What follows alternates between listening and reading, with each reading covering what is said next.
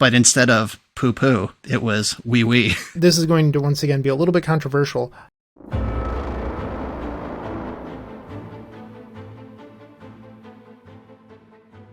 Hey, I'm Cal, and you're listening to the Playing with Power podcast, the podcast where we talk about all things CEDH, EDH, and Magic the Gathering.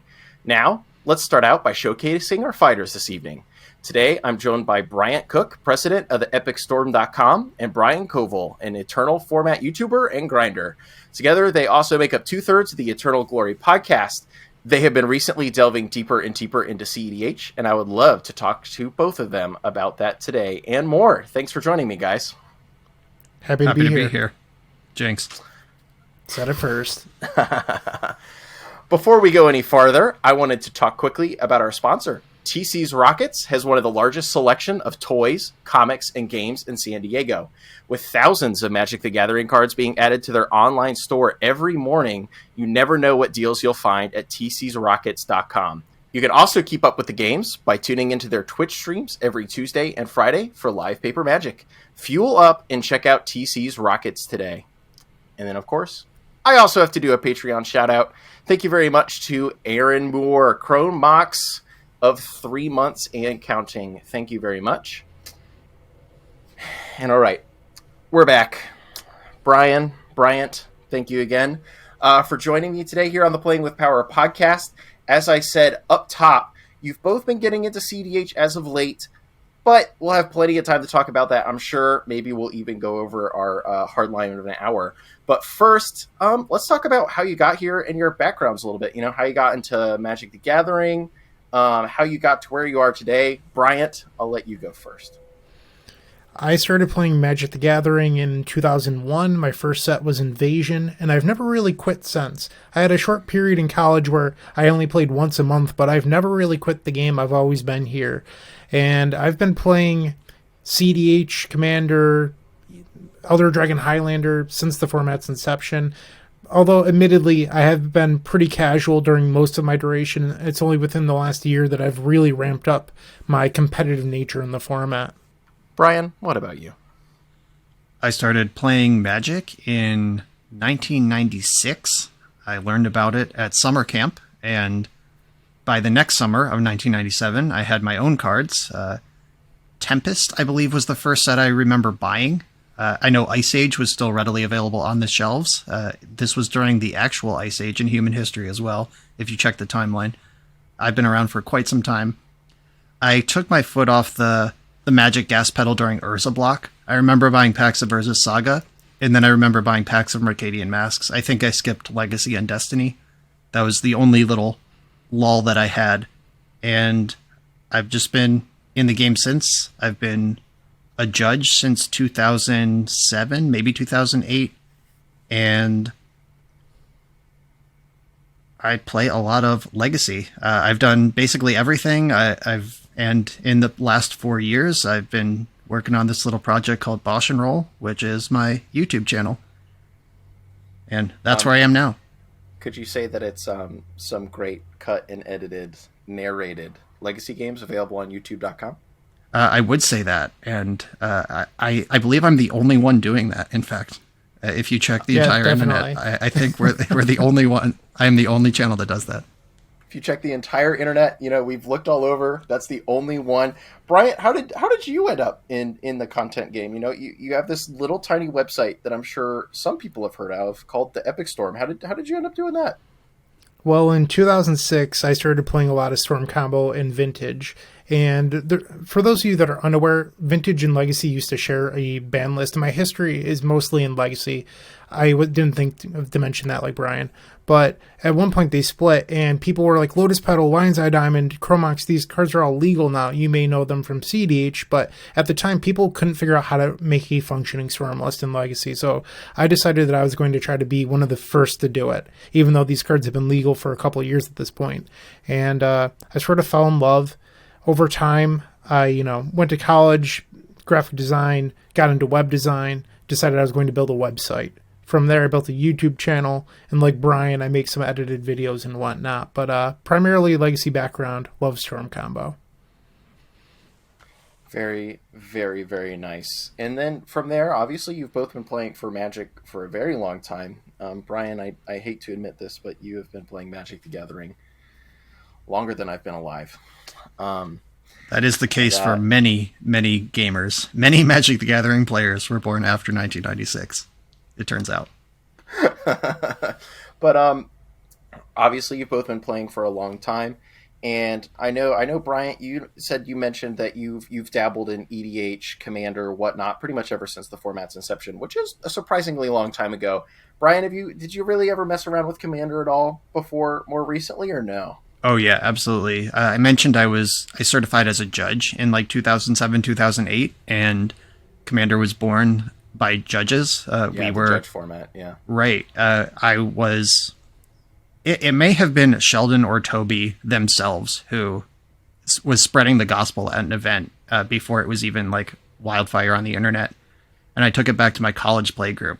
I was like, "Hey, everyone, this format seems pretty cool, and here are the rules." And everyone was like, "I don't know about this."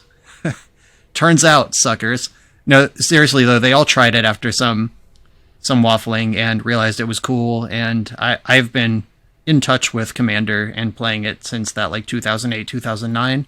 I actually wrote an article for Star City Games in 2009 encouraging people to play harder, go harder in the paint, try to win. And it was not well received at the time. So here we are, 13 years later on the Playing with Power podcast. Yeah, a little bit ahead of your time, I suppose. Indeed, I was.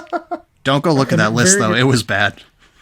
A very early memory from that time period was I was an active member of MTG The Source, a legacy HubSpot, and somebody came into the forum and said, "Hey, I've got this new format. I think it's a lot of fun. The idea is you pick a legendary creature, you build a deck around it." And being a Storm player, my first thought is, well, how do I break it? So I added in Tolarian Academy, Tinker, a bunch of really broken cards that were all very quickly banned and left the format.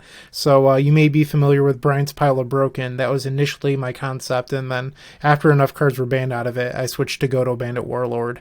So I was a mono red guy for a long time. Yeah, people may or may not know this, but a lot of people out there do consider Bryant's Pile of Broken to be one of the very first what could be called CEDH decks. Because, well, Bryant just tried to break the format in half when a lot of people weren't trying to.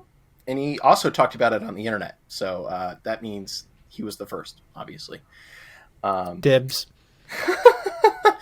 But here we are, 13 years later from your post, Brian. And I don't know how many years since Bryant's Pile of Broken. That was a long time ago, too. And you both have started getting more and more into CDH again, for you, Bryant, I suppose. And you said you've been getting into it really big the last year or so. What was kind of the impetus for that? Not to give him too much credit, but Alex McKinley of the Epic Storm, we would always be talking about legacy stuff, and he'd be like, "Well, in CEDH," and I'd make fun of him. Love you, Alex, but I would mock him a little bit, and after a while, he's like, "Bryant, the format's just degenerate. You would love it if you tried it." And I was like, "I don't know. Like, do I really need to play another format?" He got me to build a combo deck instead of Godo. I played a couple games, and I was just like, "This was really fun. I don't know if I want to like this or not." And then I played a couple more, and now here I am. And I assume that deck was the deck that you are now very many times over on the record to consider to be the best deck in the format. Roger Silas. Was that? So when I decided I was going to play games, I asked the internet. I was like, "Hey, what is the best combo deck in the format?" And people would just respond to me with Blue Farm. You know what happened? I said, "I don't know what that is. You need to link me." And they're just like, "I think you should play this Blue Farm list." But no one would actually send me a deck list. And I was like, Blue Farm means literally nothing. No one knows what Blue Farm means if you're not in on the joke. Look, so I was just like, I'm not going to do this. You're from an eternal format. You should be used to encountering a lot of names that mean absolutely nothing, right? Legacy over the years, and I'm sure Brian would agree with me on this, has been really good at getting rid of that slowly. Yes, there's still some ridiculous stuff that people try, but the format experts have sort of cut that out. If by legacy you mean Cedric Phillips, by the sweat of his brow, just squashed nonsense deck names out of everything, like when you are in charge of what Star City publishes for most of a decade, you get a lot of sway in how decks are named and labeled. And Cedric was like, enough of this cephalid breakfast Iggy Pop nonsense. We're naming decks what they are. And thank you to him. For sure. So somebody eventually was just like, Bryant, here's an actual deck list. And they sent me Rograk Silas. And I looked at it and I was like, okay, free commander, I'm into this. And I was like, oh, you get Mox Amber. And then Fierce Guardianship, Deflective Swat, all these things were free. I was like, oh, that's pretty interesting. Calling the Weak actually doesn't really have a drawback. And I was like, all right, I'm in. And then eventually someone sent me a list for Blue Farm, and I was just like, oh, this is just a mid-range deck. And before people get really up in arms, I am aware that it was originally more of a turbo ad nauseum deck that had shifted. But I don't want to play blue mid-range. Like, that's not what I want to be doing. Rograk Silas definitely fit the bill. That makes a lot of sense. And Brian, what about you? How have you ended up here? What are you playing? Well, my basically my whole YouTube model is my Patreon send me stuff to play, and somebody was like, would you play CEDH? And I was like, what is that? Not quite completely what is that, but like, I don't really know what that is. I don't know. Show me the list. We'll see how I feel about it. And I'm looking at my YouTube now, and apparently this video went up on May 10th, 2012. Or 2012, LOL. 2021, sorry. So about a year and a half ago. And I just posted on Twitter because I can't just queue up on Magic Online the way I would with any other deck. I needed people. I needed steady hands to guide me. And the Hermit Druid was on the scene right away. Like, I'll get in. And Callahan is here from the Sculpty Boys. Callahan got in. And I believe Pleasant Kenobi joined. If not that game, my next pod he was in. A lot of people just rallied on Twitter. They're like, I would love to jump in a pod for your channel. And that first list I played was Teshar, just mono white Quark Clan Ironworks combo. That's a fun one. It is. And KCI was my jam for its entire duration in Modern. Like, that deck was an extension of my fingers and brain. And I conceded the finals of 3 PPTQs during the Modern PTQ season for the prizes, and then won the last one of the season because I knew I just like could not lose with that deck. And it really, playing Teshar spiked my interest. Oh, Jarvis U was our third in that pod, our fourth. Jarvis, I remember that. Yeah, so we got some people involved. And Hermit, I was following him. He started pushing that Ishai Jessica business he was on for a while, and I got into that. And then I have something else that's currently brain farting. Rafine. I started... No. Blue Farm is my current destination.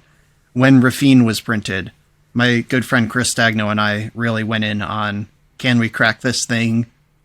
We started with like Bomberman because it has graveyard synergies, and then it became a World Gorger kind of deck when Abdul was printed, and then I realized that when Soul Ring, Mana Crypt, and Jeweled Lotus don't cast your commander, that deck is at a disadvantage.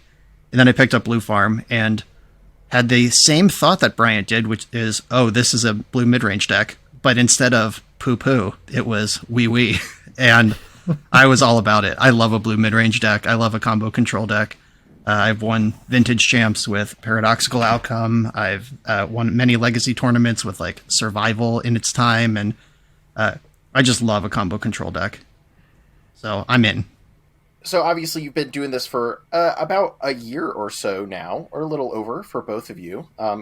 Maybe consistently, maybe not. But have any perceptions that you had about the way of playing kind of changed over time, or have you had any big thought changes over that period of time? Brian, I'll go right back to you. Yeah, just getting into games and especially experiencing different play groups. Like I'm on a Discord server with the Rogsai Hive Mind, who I have queued Blue Farm into multiple triple Rogsai pods, and I'm just, the big brother trying to tread water, stay alive until the mid game where they don't function anymore, and I still do. And that's one experience. And then at SCG Columbus, that you were at, I played a pod with you and Drake, and I got a bunch of games over the weekend, just random folks whose playstyles I didn't know with commanders I hadn't seen or played against before, and just got a huge education in playing and just table politics.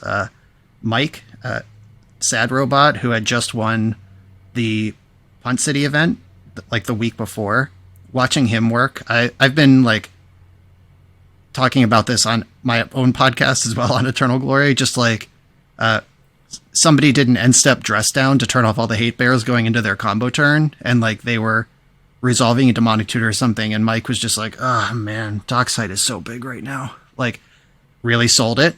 And I was like, oh no, it's not, because it's dress down. And he's like, I know. It's just like, oh, you're doing a thing. This is how you won a tournament. This is great. And just like I know all those tricks, but in the commander space, I'm normally like, let's maintain the board state and have a good time. But like, you know, hooking people into docksiding into their own dress down is like the kind of thing that I really appreciate as a player. And I love that CEDH lets you do that. So just those like little social pressures and turn order is a huge thing that was a huge level up for me when I was like, oh, I have to keep different hands in third or fourth position than first or second. Got it. So just figuring out all that stuff. I've had a lot of fun just learning new muscles or applying old muscles to this new task. Brian, what about you? What have you learned besides that Rog Sai is the best deck in the format?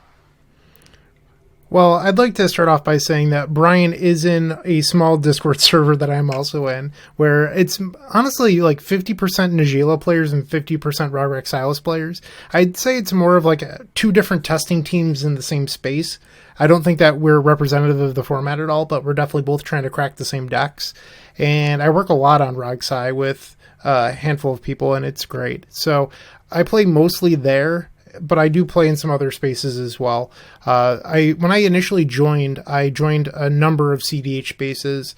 And one thing that I heard a lot, and this is going to be kind of controversial, Cal, so I'm sorry if people get upset, but it was trust the experts. And that's just not the person that I am. I ask a lot of questions, I challenge things, and it wasn't always the best experience, I'll say that. People did not like being challenged on ideas that they've had for a long time, and I didn't make a lot of friends, but that said, I think I ended up with a really good deck list because of it, and that's ultimately what I want. I want to play the most broken thing that does what I'm looking for it to do, and if I think a card is weak, and then everyone tells me, no, it's really good, if I keep on playing it and it's not good, I'm going to cut it, or I'm going to challenge you on why, and just trust me, it doesn't work for me. So I didn't make a lot of friends. That said, I do love playing CDH and talking with it and about it. One space that I really did enjoy was the Turbo Ad Nauseam Discord initially. I was in there. The user Nadex really answered a lot of questions for me. I believe that they have the list up on the deck database, and I just hounded them with questions, and they were really great at answering everything I could possibly ask. So I really, really appreciate all the work they've done. One thing that I originally took from them was I was really interested in 1 mana into 3 mana conversions. So Strike It Rich, things like that. And over the last 5-ish months maybe, I've sort of switched over to, hey, I want to play Ancient Tomb, which was a card they swore wasn't very good, and I challenged them on that. And once I realized that I like Ancient Tomb, I was like, well, if I like Ancient Tomb, I probably like City of Traders. And now I've taken that all the way to, I'm going to play Crystal Vein, and some of my friends, they're not loving that one, but so far I've enjoyed it quite a bit, so I'm going to push ideas until they break. Hot. That's pretty hot. So that's sort of been my my testing so far, is I like to push things until they break. And right now, Crystal Vein isn't breaking, so I'm going to keep on trying more and more lands to tap for 2 mana. Do you have anything on a short list? Got anything beyond Crystal Vein? Any other hot 2 mana producing lands? So there's some lands that I've tried in other decks. I've played, and I mean, I don't want to admit this, but I'm going to. I've played a lot of Cody as well. And Cody was playing a lot of the Arcadian Mask lands. So Surprise and Scary, Sandstone Needle, Peat Bog, all those. I haven't tried them yet in Rograk Silas, but I've certainly thought about it. Yeah, that makes a lot of sense. Hey, Cody, fascinating Magic the Gathering deck that everybody was convinced was the best. Really boring CEDH deck. Yes, that is very interesting. There's a fascinating episode of Into the North, who are pretty much kind of the CEDH tournament grinders, and a lot of those guys have seen the most CEDH tournament success over time. Great group of guys.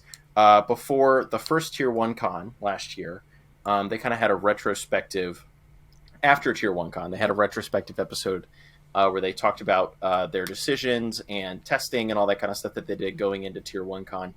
And they talked about Cody. And I think 2 of the 4 of them who went ended up taking Cody. And one of them knew that like Cody was the best deck, but he didn't want to be bored all weekend. And like the line that stuck with me was like, Cody is a great Magic the Gathering deck to play if you want to play as little Magic the Gathering as possible. Like in a time of playing Magic the Gathering, because you just cast Cody, you activate Cody, and then you either win or lose the game very quickly soon after. And it just works like that. That's just good, clean Magic right there. One thing that I've really enjoyed about Rograk Silas is you can build your deck to go longer. Brian made the joke earlier about like Rograk Silas gets in the big game and just loses. But one thing that I've done to sort of mitigate that is I play more wheel effects, but also cards that allow me to just play longer. Like, for example, a lot of lists, and this is going to sound not true, but when I got into the format a little over a year ago, just didn't play Necropotence for some reason. They're like, well, your opponents will wheel and then you lose your sculpted hand. But if you build your deck in a coherent manner, that doesn't happen. So when I started playing, decks weren't playing Force of Negation, they weren't playing Mindbreak Trap, they weren't playing Daze. And one thing that I found about this format is tempo is everything. So you'd see lists with Slaughter Pact, and I would never want to cast the card because I didn't want to pay 3 mana on my turn. And people would be like, well, you just play it on your turn and then win. But that's not how the average Magic game goes. Like, you have to be able to interact meaningfully. And if you have to cast the Slaughter Pact to live, now you're putting yourself 2 turns back. You're not advancing your own game plan. And these sort of things were just things that I quickly realized playing the format, and the power of free spells is just so high because the games are just very, very interactive. Yeah, that certainly makes a lot of sense. Turns out that when you can play pretty much just about anything from the breadth of Magic's the Gathering's history, piles can get pretty broken pretty fast. Yeah. Bryant, you said you found all these things that you wanted to challenge and all that kind of stuff, and yes, that is something that is said hopefully less and less around the CEDH community about like don't question the experts, etc., because well, even the CEDH experts, a lot of them haven't been playing Magic the Gathering that long. I think a lot of people would call me a CEDH expert, unfortunately, and I would not agree with that. And I should definitely be questioned whenever I'm talking about anything that isn't the worst mid-range deck of all time, Team or Pirates. But I should also be questioned about that too. My deck's horrible. But Brian, have you encountered any of this kind of stuff yourself? Have you kind of run into any CEDH heuristics or a lot of stuff that you see across lists that you've played that you've kind of grown to question and found yourself wanting to change? I have found myself less motivated to massively change deck construction and more change how we play those decks. Like Blue Farm, obviously it's out there. It's one of the number 1 decks. It's one of the most popular decks, and it keeps getting referred to as a Turbo Naz deck. I've never turboed out a Naz. Like, sure, we've got rituals and Naz, but like, I'm not doing that. I would mulligan a turn 1 ad Naz for a turn 1 Rhystic Study 100% of the time. Like, that's the game I'm trying to play. Like, if I can turn 1 Timna and just pass with Fierce Guardianship up for a round, I'm in for that. And just slowing it down, playing responsibly. Many of the games that I've played in various spaces on various streams and all around, I'm the one who will use my Mystical Tutor to get Swords to Plowshares to stop Winota. And everyone else is like, maybe they'll whiff. It's like, you maniacs. Like, stop. They're not going to whiff. Their deck is constructed well, which hopefully it is. They will simply not whiff, and you'll lose the game, yeah. Right, yeah. I'm the one, and I kind of hate that. I don't know if I have a reputation yet. I don't know if I've played with enough people, but honestly, if you're at my table, you can probably ignore Winota, because I'm going to figure it out, because I'm not going to let somebody win the game when I could have stopped it, and maybe that's a metagame thing where someone else is like, oh, Brian, I'll stop it. I'll use my tutor to get my win. Unfortunately, but like still within like that game theory thing, like whether you're secretly tutoring for your win while I answer Winota, I was going to lose to Winota anyway. So I'm going to play responsible. I'm going to take my time. I'm going to find opportunities to draw cards and stop wins. And when the dust settles, I'll have 7 cards in my hand and everyone else won't. And then I'll figure it out from there. And that's just sort of my slow, steady, take my time kind of approach to the format. Don't take any risks, because you got 3 people. You can't afford to take those risks. You can't calculate all of it. That makes a lot of sense. Slow and steady wins the race. Play to not lose rather than playing to win, perhaps. All sounds like a lot of great Blue Farm heuristics. It's a lot of fun. I know, Brian, earlier you mentioned that you found a lot of the more political aspects of CEDH to be very interesting to you. You liked that you were able to walk over and see Mike just try to talk somebody into jamming Dockside right into their own dress down and that kind of stuff. And that's an element of CEDH that I know is relatively divisive for a lot of your two's peers, from what I've seen around the Twitterverse and whatnot. I've seen a lot of, I want to win with my cards, not with my mouth or whatnot, and that kind of stuff, where I don't want to deal with 3 other players talking into one of my opponents beating me, and that kind of stuff. I know you said that you found that was interesting, Brian. Bryant, what do you think about that? What do you think about the political aspects of CEDH? What do you think about an episode of Survivor as prep for a CEDH tournament, Bryant? I think that right now the CEDH community is relatively small, and a lot of this works when you know Brian Koval personally. When you don't know the 3 other people at the table, a lot of this starts to break. So as the CEDH space grows, I think the politics aspect will slowly die out, and especially as the format gets more competitive, and if you would like to call it TDH or just Tournament Commander, whatever. As this happens, you're going to have people that are less and less interested in politics because there's money on the line.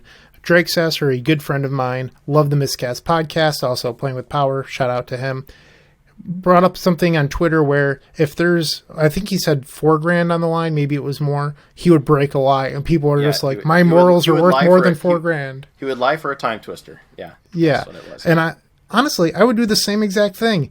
If you're gullible enough to believe a lie mid-game, and then it's a completely legal action, sure, it's not cheating. It's an aspect of the game. And if you want to talk about CDH and politics is this great thing about the format and you get bit, that's on you. You can choose not to play the game.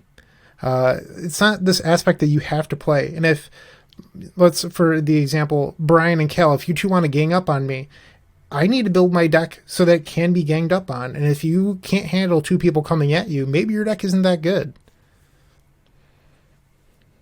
Yeah, I'm going to jump in on that too. I think I obviously love the political aspect, and it's not, everyone can imagine these situations where it's like, forget this content creator in particular, I'm not letting him get top 4 of this pod, let's all beat him, and then we will move forward and figure it out as gentlemen. I have encountered that personally, yes. Yes, I can imagine those, but there's also way more situations where, like, if you just establish yourself as somebody who can be talked to at the table, you'll end up with more wins than like the 3-on-1 situation. CEDH games are a series of 3-on-1s, and whoever is the perceived threat is going to be the archenemy for that turn, and then someone else will take a turn being the archenemy until somebody punches through. And I really like, one of the things that I learned, like, I was always trying to like control the whole game, and I realized I could just be like, I could have Force of Will and Fierce Guardianship and Ottawar in my hand, and I could be like, oh no, Rebel, save us from this Winota. And she does. And I get all 3 on my cards. And like, making sure I don't act until I actually have priority, let the people in front of me go. The people who are like, I want to win with my cards, not with any other things, they're only playing part of the game of Magic, even in 1v1. I've gotten plenty of wins or small edges where just like, Storm is starting to build their storm, and I just sort of like put my hand face down on the table, like put my head in my hand. I'm just like, yep, all right. I even had a game on camera at SCG Philly earlier this year where my Epic Storm opponent was storming out. I had 1 green mana available. I had Veil of Summer in my hand, and they had already veiled. They weren't worried about Force anymore, and they resolved their final Burning Wish and realized Storm was only 8. And not 9 to do 20. and like I saw their gears turning, like, oh, maybe I should get empty here, and I was like, I'm at 18 from the fetch and the force. I just sort of like, floated that fact out there for them, and they were like, oh, okay, tendrils you, and then I veiled and won, and there was not a card in my deck that would have beaten empty in that spot, but those little pressure points are there, and if you're not using them, you're not playing the whole game anyway, and CEDH just makes it a necessary skill rather than an additional skill. And I love that. I like it a lot. One thing that we do in the Discord that I play in fairly often is we pass priority very clearly. It's not one person in fourth seat jumps ahead of the other two. Like, we go around the table, and if the entire table passes, there's none of this like, I'll float mana so we repass around. Like, once it clears the third person, your spell resolves. There's no cutting back like, oh, you didn't actually have anything, I'll counterspell it then. Like, that's not what happens. In my opinion, that is not competitive. Like, that's still playing very casually. And I'm a spike, so if you try to come back and like, oh, well, I'll counter it from first seat, you gave up your priority. That's not how it works. Sorry. Bryant, you're a spike. You should want to abuse this really weird loophole in the rules engine of Magic the Gathering that is built around 1v1 Magic that allows floating mana to reset priority. It's so That's fun. garbage. Make all your opponents tap out. It's awesome. No, I'm kidding. I'm not a huge fan of it either. I wish they could find a way to patch that because it's really weird and unintuitive and makes for really weird play patterns and all that kind of stuff. So one area that I do love playing CEDH, and this is going to once again be a little bit controversial, I love Magic Online. I play via webcam. Sometimes I'll play in paper, but I also love Magic Online. And one beautiful thing about Magic Online is it doesn't have that because it's just not built into the UI. So people are always like, well, if you play in your exclusive little Discord, you don't get to see random decks of CEDH. Playing online changes that a lot. Like the first time that I played a pot on there, it was like Winota, Marwyn, and Blue Farm. And I was like, I don't know what this green elf thing does, but I'm going to kill it. And that person ended up winning the game. So like you get a little bit of everything that I normally wouldn't have gotten in these private Discords where maybe the only thing you see is Blue Farm and, other Grixis variants. Yeah, that certainly makes a lot of sense. And I want to circle back and just say a little bit about something you said, Bryant. I think a lot of people would definitely benefit from trying to play CEDH games in a little bit more of a serious environment. Like you said, like make sure we all pass priority, not really mess around with the mana floating stuff, all that kind of stuff.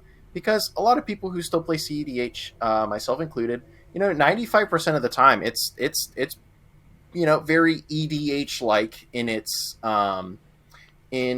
mannerisms because we are playing EDH, but we're just so happening to play the completely cracked stuff, right? And that's the way a lot of people treat it, myself included. 95% of the time that I'm not recording playing with power content, and I think a lot of people would definitely be able to up their game, win more in those kind of casual CEDH matches or whatever you want to call them. And also, I just want to jump in on this that we are playing competitively but still casually was a really interesting thing for me to figure out, like when I was just intermixing with the community in Columbus for the first time, the wider community. When somebody like misses their Esper Sentinel trigger and notices like a spell and a half later, like, oh, I missed my Esper Sentinel, I am inclined in like the hotel lobby to say, yeah, go ahead, whatever. Because I am using this to practice for the show, which is my next tournament. And I want to assume everybody played perfectly so I have the best testing for my tournament. Whereas I'm not sure if the other people at the table test with their friends on Spell Table and mixing it up with the community at large in the hotel lobby is the show for them. Like they practice at home to get wins here and impress the playing with power crew or whatever. And I am still testing for the tournament, which is that was like an interesting gap that kind of emerged where like exactly like I missed my Ristic trigger. I'm like, yeah, whatever. But then I see like maybe one of the four people at the table kind of make a face or they didn't really approve of that. And I'm like, oh, whoops. Like I am like a heavy gamer. I am trying to solve the puzzle and win the game, but I'm also not like Spikopath mode is reserved for tournaments. and that was an interesting spectrum there.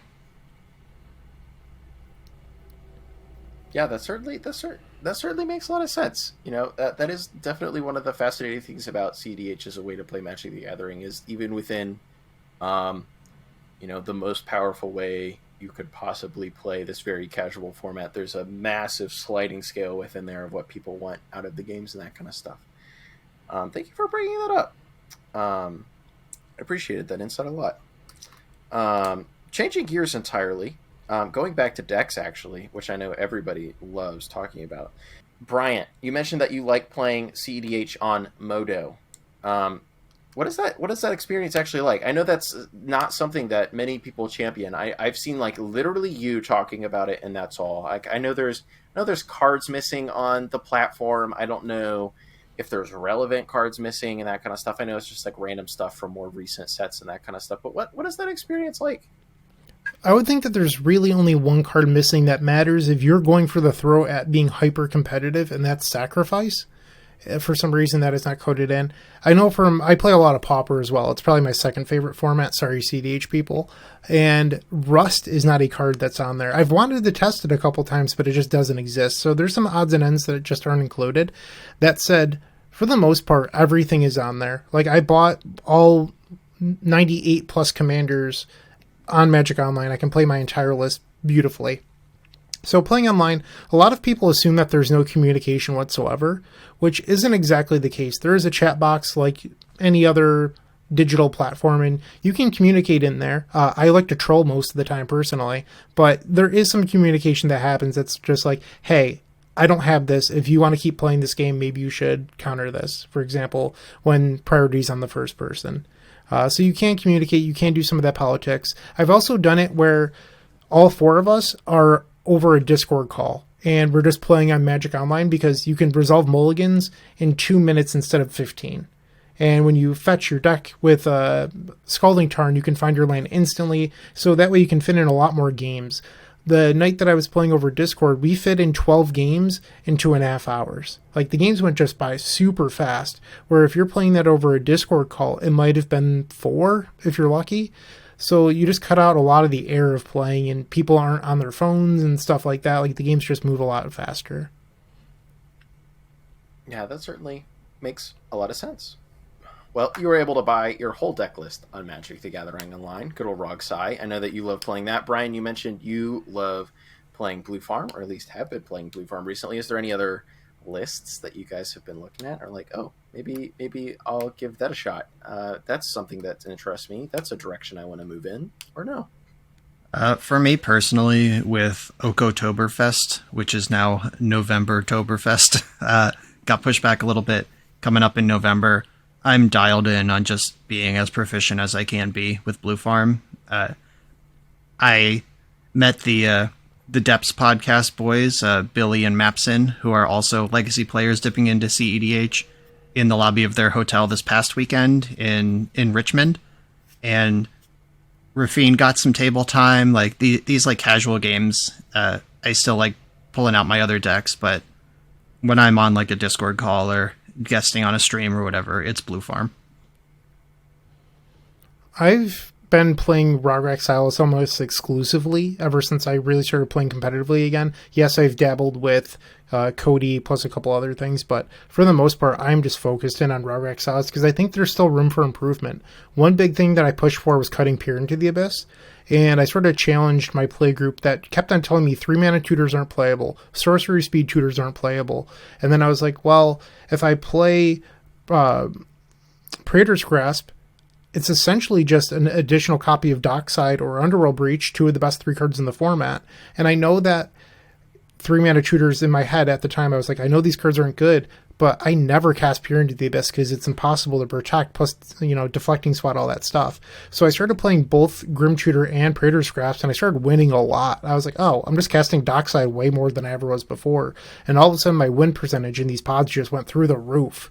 And I started communicating with some of the other people in our small testing space. They started trying it, and they were just like, yeah, this is just correct. It leaked to some larger Discords, and then you saw it at Punt City. That certainly makes a lot of sense. You haven't made a triumphal return to Goto Helm yet? I'll be honest, I don't think if you want to be playing competitive, spiky commander, it doesn't hang. I have updated my list to be more CDH. It's just it doesn't feel good when you're on Godo and two other people are on Rog Exile's Blue Farm and Nagila. You're like, what am I doing with my life? Like, why did I choose this? So I've moved away from it. One thing that I have been really, really liking recently was upping my Final Fortune count. Brian loves to make the joke like, yeah, you cast it, I'll counterspell your payoff and kill you. That can happen, but there's times where playing a Warrior's Oath allows you to untap 8 mana and go, okay, I now have everything I could possibly need. I'll win the game now. So I've even, I just picked up, it arrived today in the mail, where is it? Let's see if I can find it for you while I'm talking. What's the Last Chance from Portal? I'm not very good at this. Yeah. I apologize. I'm ruining your podcast. Yeah. Here we go. Boom! Last Chance, Portal, Second Age. Because I want to try playing 3 of these. And I think that it's a space that a lot of people haven't tried in the combo decks. I've liked them so much that I even started revisiting a card that was popular pre-Dockside from what I understand, and that would be Dramatic Reversal. That's a card where it was used to make a lot of mana because the format was really talisman-based from what I understand. I mean, I didn't play a lot then, and then it sort of fell out of favor. And I was looking at my deck list and I said, I'm playing 20 mana rocks. Why am I not at least trying this? Like, I looked at a lot of deck lists and I was like, it seems kind of stinky because everyone was trying to play with Isochron Scepter to go infinite, but I was like, what if I just cut the bad card and play the one that makes sense to me? Yeah, what if it's just a massive ritual 90% of the time? Yeah. Exactly. And I've been really, really impressed. So I don't know if Dramatic Reversal is the third Last Chance effect or Final Fortune effect or whatever you'd like to call it, but I think people haven't been testing some of these cards that could seriously push the boundaries, and I've been loving the Final Fortune effects. That makes sense. I completely and totally forgot that there were simply like 2 more. Basically, Final Fortunes. They're both sorceries, right? Warrior's Oath and Last Chance, they're both sorceries rather than instants. But they are, but Last Chance has this really sweet reminder text that says, if you've already won the game, you can't lose the game. I love Portal. I definitely remember being a child and owning a Last Chance when I barely understood the Magic rules, and I was like, what? Why did they need it? Why did we need this? I think at some point I thought we could chain them together because Mirage was also on shelves with Final Fortune, and like I thought we could like Last Chance, attack, Final Fortune, attack again, and like, you know, just chain them. Like I get another turn. Treat it the like card. A normal extra turn spell. Yeah, it's just sure. Time Walk, red Time Walk, as long as I can keep them going. You just need like a Sundial of the Infinite, right? Yeah, the Sundial or like Angel's Grace kind of thing. Platinum Angel, Papa Platts with Isochron Scepter, Final Fortune. I built that deck as a kid too. Brian, have you actually attended a CEDH tournament? Yeah, I know that I haven't. I have not. No. Yeah, looking forward to it. Yeah, it's definitely a very interesting experience. I just went to Punt City recently, obviously, and I will say you'll never be able to anticipate how many people just in America. There are CEDH metagames for in-person events at large, and they're largely nation-based at this point, which is kind of fascinating. But in pretty much every single American in-person tournament that I have ever seen, there is an outrageous amount of random hate bear piles. People love bringing their little hate bear piles. Win con or win conless stacks. People just love bringing that out.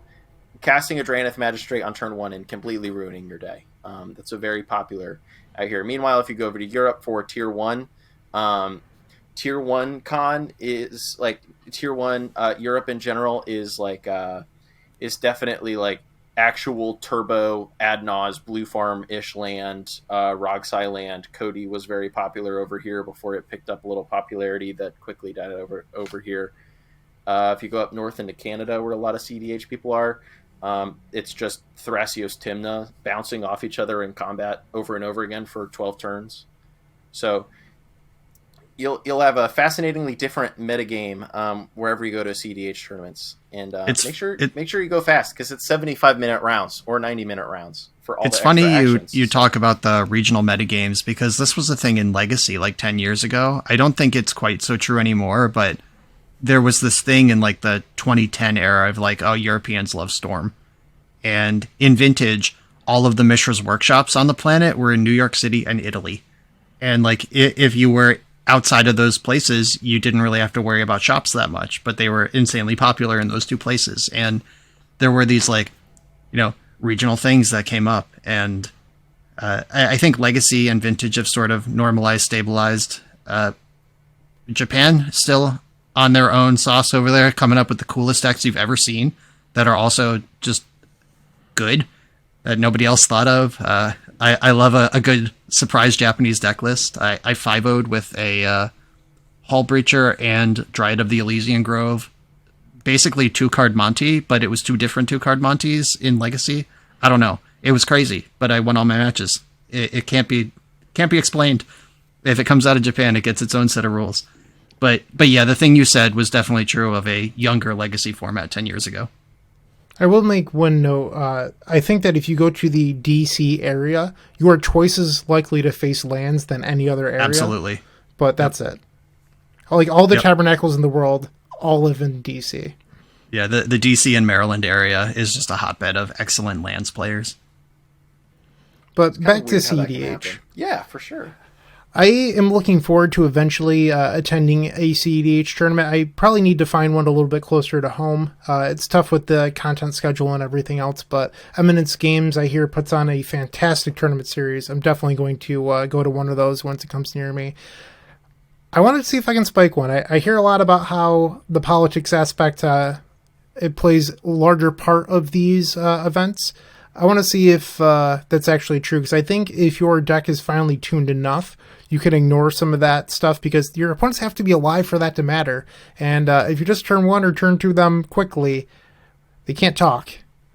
That's very fair. I know that is the thoughts and thing that Drake Sasser went into Punt City wanting to try to test. And I think he was surprised by how much trying not to talk very much impacted his experience there. But when you're out there and there's real stuff on the line, and someone in your pod is just living in their own little universe and either does not understand the politicking or doesn't know how to assess a board state or whatever, that person can just ruin your tournament by playing badly, which is a fold that I'm prepared for. I know what I'm signing up for, but it's going to be really interesting in practice. Slow play, you mentioned it briefly. I'm really worried about that because I like Shark Typhoon. I like Uro Titan of Nature's Wrath. Like, this is the type of Magic that I play in 60-card formats, and I'm used to just like foot on the gas pedal for myself, like taking 0 seconds to make my plays, making 15 different micro decisions in 20 seconds and passing the turn.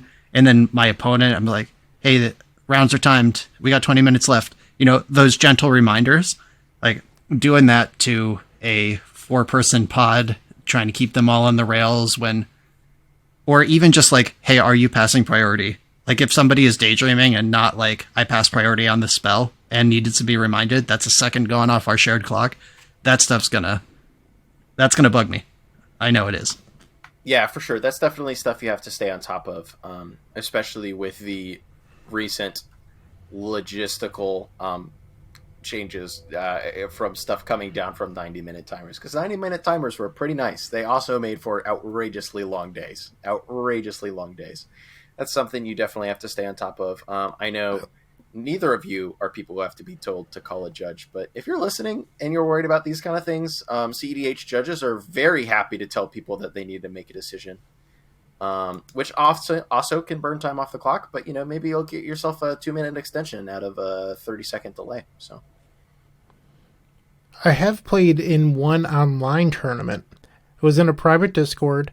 It was for a tropical island, and I'm playing for the winning into the final pod. I channel, because that's a fun mechanic, a really, really sweet card, Moonsnare Prototype, which just says, discard this card, put target permanent on the top or bottom of that player's library. The player, I was targeting a Rest in Peace, for, I think I had like an Underworld Breach win or something, and it was on the stack, and they just said, well, how do you win? I sat there quietly, and they just waited a couple minutes, and they're like, how do you win the game? And I was like, I am not going to tell you anything. And then they waited for the rest of the table to see if they would respond. And I was like, is this going to resolve? And they were just like, how do you win the game? As if I would actually tell them. And I think that sometimes there is a competitive difference, and I need to take a step back and realize that I am the one that's hyper competitive. And perhaps if I'm not playing for something that isn't really meaningful to me, because I'll be honest, I don't care about a whiteboard or tropical island. I mean, it'd be nice to have or whatever. Like, don't get me wrong, but like at the end of the day, like if I win it, I'm just going to sell it or whatever. But this person was like genuinely interested, and perhaps I should have like taken the time to talk to them about like why I wouldn't answer that question other than just like, no, I'm not telling you. But is that time worth it? Like Brian was talking about, hey, there's 20 minutes left on the clock. Can you afford to do that when there's 15 minutes left on the clock? That sort of thing. And I think it actually ends up being pretty interesting. In a competitive setting, I mean, this is one of the other things that I've been consulted by both Monarch and Eminence, had chats with them where they wanted to pick my brain as a tournament spike on how to apply what I think a tournament should look like to what a CEDH tournament actually is. And the stuff like that, where it's like, I'm going to bounce your rest in peace. How do you win? Are you passing priority? How do you win? Judge. Like that's how that would go for me in a tournament. And like this sort of etiquette stuff, like the spite plays, king making. Bryant and I recently played in an awesome thing that's on YouTube called Iron Deck. We were in the first episode of that, and it was 4 people. It was me, Bryant, Phil, and Rebel. And it was the same pod, reshoot it until somebody wins 2 of them.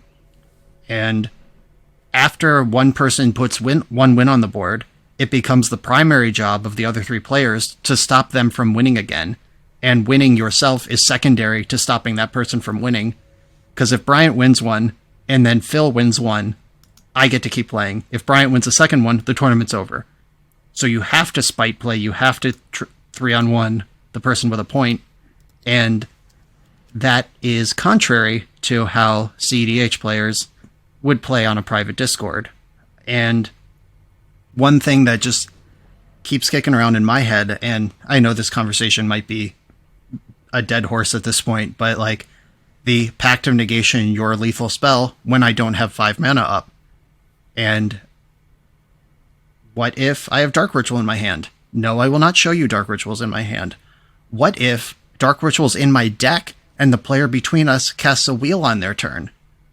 Like, I might not have Dark Ritual now, but I might have it by the time the turn gets to me. I don't know what the player in between us is going to do. Like, or do I even have to explain this at all?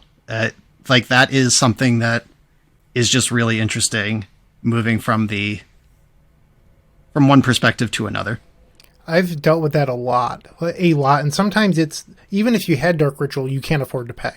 And it's, well, if I start on my Pact of Negation and you counter, maybe that opens up a counter spell for another player. That Right. said, I am super spiteful. I will let you die. Like, good riddance. Like, you deserve to lose the game. Like, I do get petty. It's just part of who I am. And if you're going to make those plays against me, I will punish you. I don't think that's petty. I think that is just good play. Like, the argument of like, Social engineering. yeah, just like putting that Pact of Negation on the stack, trying to bait your counter on Pact of Negation, and then someone else can counter your spell. I've thought about this play a lot, and it doesn't make sense for many reasons. The first of which is the one you said of like, okay, resolves, I'll rebuild, you're dead. Like, see ya in the next round from the next table up or whatever. But even more importantly is if somebody, like, if you go for the pact and you counter back, somebody will just counter the counter on the pact, and the original spell still ends up countered, and you're still dead. Like, that just doesn't even make sense. The play is bad. In addition to just, yeah, there's a lot of reasons not to make that play, but at a tournament, I don't need to explain myself or reveal my hand or anything. Just, maybe I'm playing Angel's Grace today. Maybe I brought that in. Maybe, I don't know, maybe I have time stop. Let's do it. I don't know. Maybe someone's gonna, I don't know. Something could happen. Somebody could wish call a talisman. I end up with the talisman, then I can wish for the mana before I'm dead. Who knows? Anything could happen. Just that sort of thing is really interesting, and the tournament dynamics of like this person is in top 4 with a loss, and the 3 of us need to win. Let's kill them first because they're playing for nothing here, and then let's settle it. The rest of it, let's get someone else in this top 4. That's another thing that could come up. There was a really interesting thing in that match that probably didn't get enough attention, and that was Phil making an attack at me and being a little angry that I was being ganged up on when I had nothing. I was like, Phil, that attack was terrible, which wasn't very nice. But I think that from Phil's perspective, I revealed my hand that was literally all mana and a deadly relic. Phil was on Winota. It's more interesting to me because I need Phil to stay alive. I would have never, ever in a million years removed Phil's Winota from the table because that is Brian and Rebel's problem. If I had communicated with Phil that I was never going to remove that, I would have saved 9 damage. I actually ended up being one of the last people still alive at the table, but that didn't really matter. Brian kicked our teeth in. But it ended up being really interesting, and that's like sort of social dynamic. If you're just coming from 60 to 100 and you haven't experienced it before, you're just like, obviously I'm going to try to kill the person with removal in their hand, but does it make sense for that player? And I try to put myself in other players' shoes a lot, and not even just in Magic, but in real life. Like, put yourself in other people's shoes is usually a pretty good thing to do, and that is a skill that transfers over to 60 and 100 card Magic. Yeah, and I think that we're referencing a specific game that happened on a different YouTube channel on a podcast, but Iron Deck, we're talking about Game 2 if you go watch that. But I did something that was the type of politics that I really enjoy, where it was Rebel's turn in first position, with Phil dominating the board in second position, and I was in third position at 2 life. Phil could have killed me on his turn, but it would have cost him 3 creatures because I had 3 blockers. So he decided to point his attacks elsewhere. I just, developed a little and passed, still at 2. Bryant did nothing, then it's Rebel's turn. Rebel can also kill me. She has a ton of creatures. Or she can sink her whole effort into removing Phil, who's going to win the game on his turn. And Rebel posed the question to the table of, should I take out Brian or Phil? And I just honestly posed the question, can you beat Phil if you don't kill him now? Like, with another round of Winota triggers, are you going to be able to beat that board the way you can beat this one now? And I did not lie, but I also desperately needed Phil out of the game. And so did Rebel. And our interests aligned. And she didn't know she was king making. Like, I was at 2 life. Who knows what I'm clinging to death here. And I ended up winning at 2 life, using every single life point, like a attack with Timna, go up to 4, pay 1, go down to 3, then like fetch and force to protect down to 1, or whatever it was, like exactly the life points to make it happen. But that sort of politicking, the best sort of politicking is where it just makes sense for everyone, but it just is best for you at the end of the day. Heck yeah. Well, thank you both for that insight. Loved hearing you both talking back and forth there a little bit, rather than me butting in with my lame questions. That was great. Well, you said I would have to stop you two from talking, and you were right. We're coming right up in an hour, which means that I have to go to bed. I like to keep these episodes shorter rather than longer. Thank you very much both for joining me today. Is there anything you would like to leave us with? Any sage wisdom, any pithy remarks, any complete and total shill lines that you have memorized? Anything like that? Brian, start us off. The smartest thing that anyone can do on this earth is subscribe to the Bosch and Roll YouTube channel. And the second smartest thing you could do that also makes your hair grow and makes you taller and makes your skin better is join the Bosch and Roll Patreon. Hard to FDA argue with approved. those facts. Yep. The third smartest thing you can do is play Rograk Silas, and after that, go to the Epic Storm YouTube channel, hit that subscribe button, all that good stuff. I would greatly appreciate it. Brian has twice the number of subscribers that I do. You could at least go there and hit subscribe. Come on. He's very, very popular and handsome. At least 1.5 of those things is true. And has great cut, edited, and narrated legacy gameplay available. What am I over here, chop liver? Right now. Come on. Nope, I'm the only one. Don't tell It's the Pleasant Kennedy. only one. Don't tell anybody else. Brian is the only one. At least like the eighth smartest thing you could ever do is you could give this podcast a review on Spotify, Apple Podcasts, your favorite podcast aggregator. You should be surprised how much it helps us out. You can also find us on Twitter, Facebook, TikTok, Instagram, and more. All the links should be in the episode notes. That's like bottom of the barrel smart thing you can do because I run all of that. And so you just get to watch my thoughts happen all day long and watch me show playing with power content. A big thanks again to our sponsors for this episode, TC Rockets. And thank you also to our illustrious guests, Bryant Cook and Bryant Koval. Brian Koval, my apologies. Sheesh. I wouldn't want to associate you with this Cook guy. That wraps it up for this episode of the podcast. Tune in next time when we talk more about our favorite format in our favorite game, Magic the Gathering. Thank you so much for watching and listening, and we will see you next time.